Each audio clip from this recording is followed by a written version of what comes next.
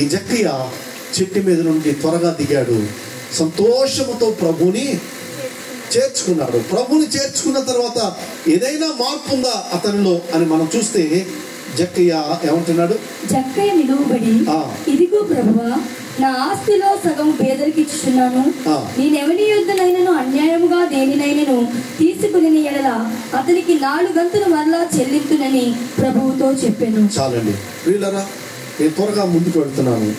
జక్కయ్య యేసుని ఇంట్లోకి చేర్చుకున్న తర్వాత అంతవరకు కూడా చాలా అన్యాయంగా డబ్బు సంపాదించాడు. చాలా మనుషుల్ని పీడించి ట్యాక్సులు వేశాడు. యేసయ్యను ఇంటిలోకి చేర్చుకున్న తర్వాత సంతోషంతో తన గృహంలోకి చేర్చుకున్న తర్వాత యేసు ప్రభువారు ఇంకేం బోధ చేయలేదు. యేసయ్య లోపలికి వచ్చిన తర్వాత మార్పు అనేటువంటిది సహజంగా జక్కయ్యలో కనిపించింది. హల్లెలూయా.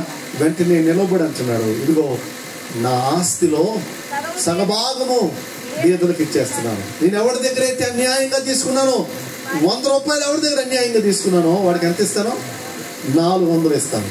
ఎవరి దగ్గర 1,00,000 రూపాయలు నేను అన్యాయంగా తీసుకుంటే వాడికి నేనేం చేస్తాను? 4 లక్షలు ఇస్తాను.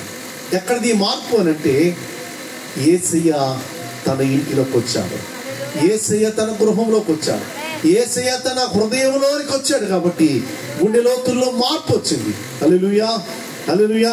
ఈ రాత్రికాల సమయంలో నేను ఒక మాట చెప్పాలనుకుంటున్నాను ప్రియులారా. చాలా విషయాలు నేను చెప్పడానికి, కానీ ఈ రాత్రికాల సమయంలో నేను ఒక మాట నేను చివరిగా చెప్తాను. రోమీయులకు రాసిన పత్రిక 12వ అధ్యాయం 1-2 వచనాలు లేదా 2వ వచనం చదువుదాం.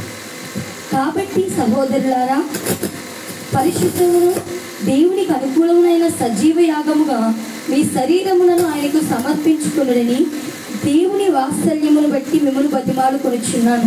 ఇట్టి సేవ మీకు యుక్తమైనది. మీరు ఈ లోక మర్యాదను అనుసరింపక, జాగ్రత్తగా వినండి, మీరు ఈ లోక మర్యాదను అనుసరింపక ఉత్తమమును అనుకూలమును